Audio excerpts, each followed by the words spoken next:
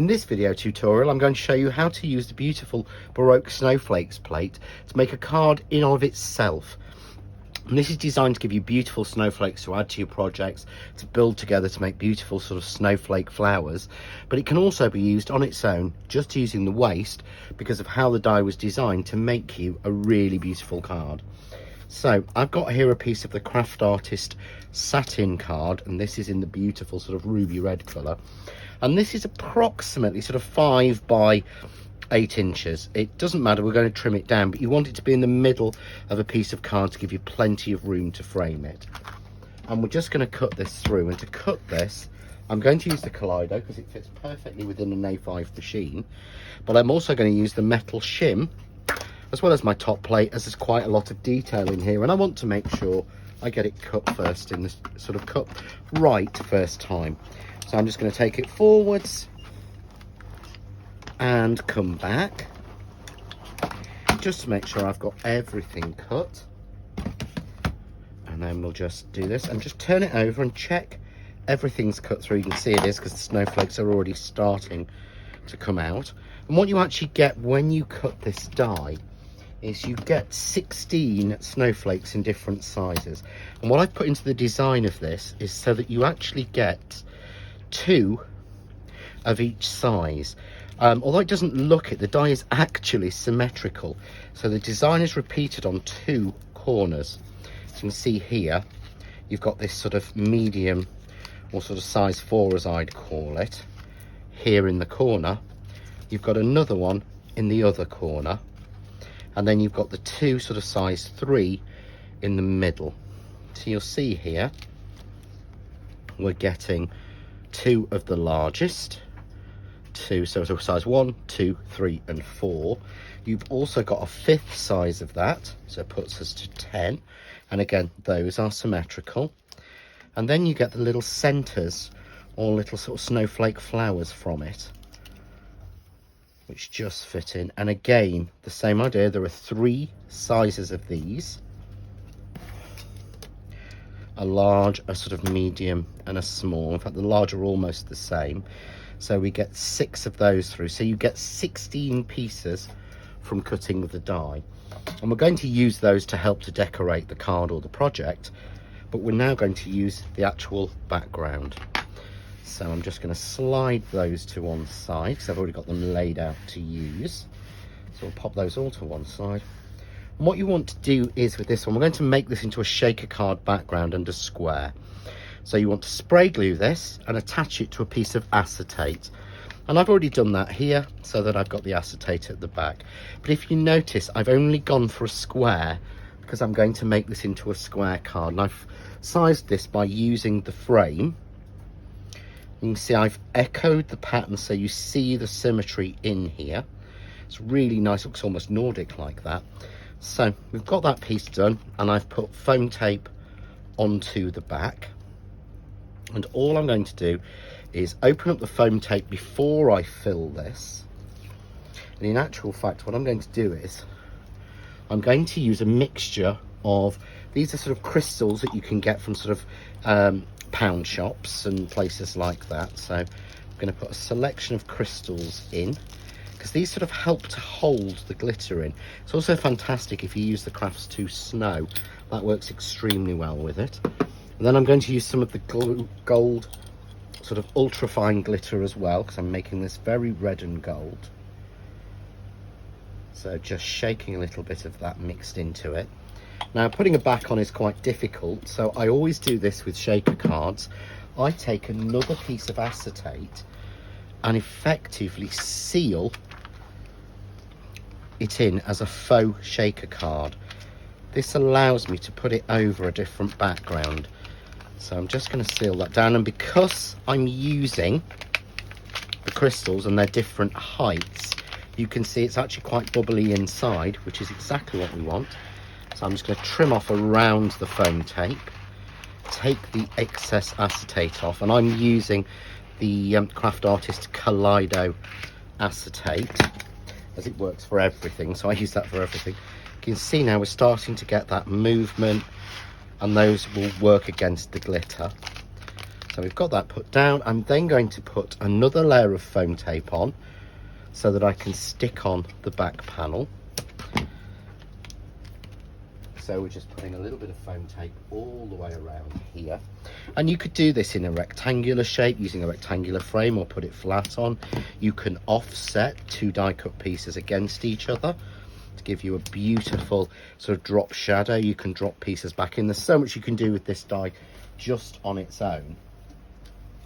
And I've got another piece of the gold here that I've been using. So we're just going to, this is a great way to use up your scraps as well. We'll take the foam tape off, because although this piece isn't wide enough to cover all of the tape, it will cover all of the bit that you see, allowing me to turn it over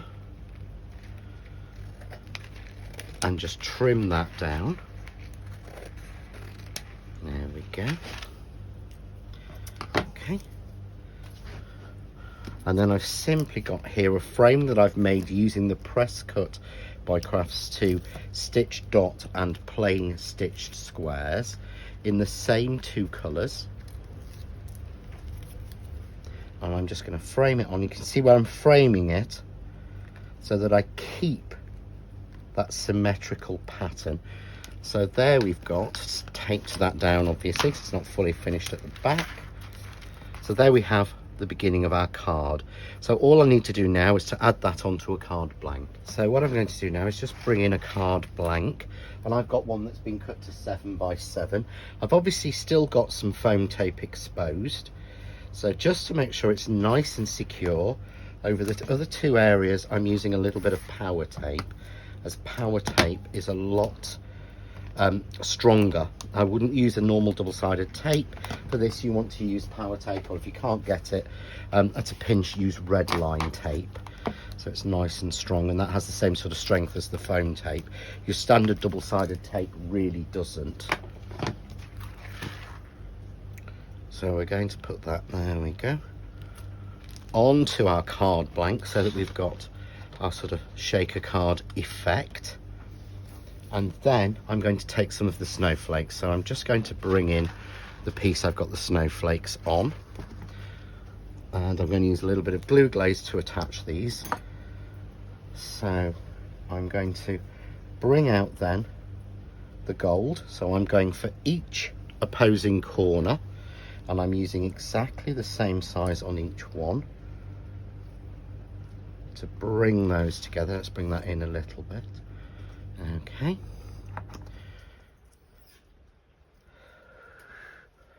And let those come out from the frame. So 1, 2, and 3. Just like that. And again, it will take a little while to glue, but I'm using the glue glaze, which works absolutely perfectly on this sort of mirrored surface. So just alter the design slightly. So I'm just keeping 3 on each corner. I might go a little bit smaller actually on this one. There we go. So that's in the gold, and of course then I've got a piece of gold left to do another one of these. But what I can actually then do is drop down a size and pop a red one on top, but alternate it. So I've got a sort of snow flower look. There we go. And perhaps use some of the little red centers on these, just to keep that look that little bit different. I might use one of the smallest snowflakes in red on there. There we go. So I'm just randomly sort of rotating the sizes around, just to decorate it out. It gives you a good idea of what you can do with the snowflakes on their own. Let's get them in the right place. That's stuck down properly. There we go. And I'm going to do exactly the same at the top. So a little bit of glue on each one. That one doesn't seem to want to have stuck. You may find your glue takes a little while to go off, certainly when it's humid, or when it's a little bit cooler. So I think again we'll have a red circle there. There we go. A smaller snowflake into the center there. And that in the right place, just make sure, give it a little bit of a wobble so it's stuck down. And yeah, we'll go for one of the tiny ones on that one there. So again, just like that. So I've got that little spray, and then I've got some little gold gems here that I'm going to use in the center. Obviously you could rotate it, use red, use silver, use whatever color you want to, but just put it up. And I'm just going to pop a few little gems loose around the edge of the frame. And if you notice here, I've actually got a mark where I've put glue on, so let's have one there, and that will cover that perfectly.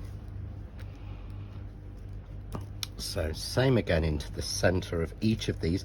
Putting a gem in the center just almost puts a full stop on it, like writing a sentence and putting a full stop on the sentence. It shows you almost where it's supposed to finish.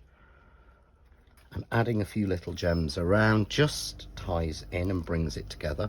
And to bring it into the center, onto the acetate, I'm going to put a gem through, not all of them, but just the little sweep of snowflakes that kind of go through the center, go from side to side, again, so that they will stand out. So you can see there that sweep going through. And there we've got a beautiful finished card, simply using, we've used some plain dies for framing, but everything else on that card has been made using the new Baroque Snowflake.